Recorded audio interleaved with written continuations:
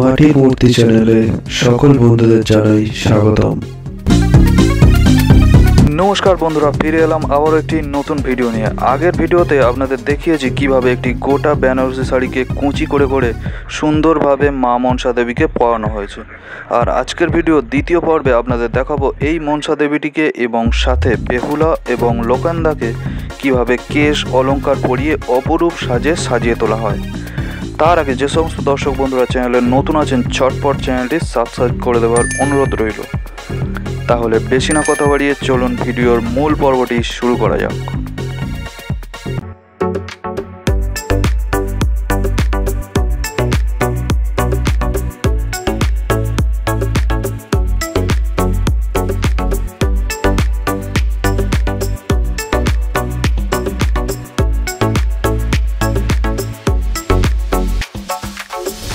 আমরা এতক্ষণ ধরে মনসা দেবীর গলার নেকলেস এবং মাথার মুকুটটি পরিয়ে নিলাম।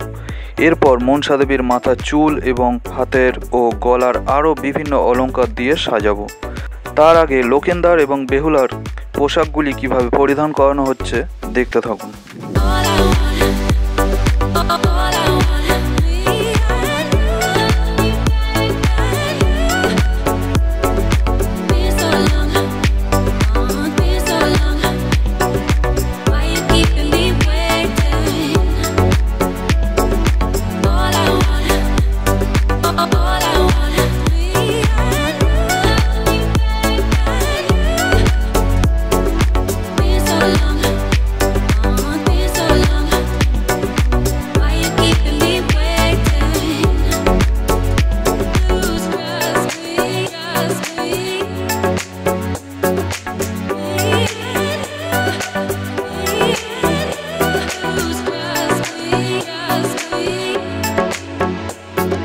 এদিকে স্বপনদা চুলগুলিকে একে একে ছাড়িয়ে নিচ্ছে।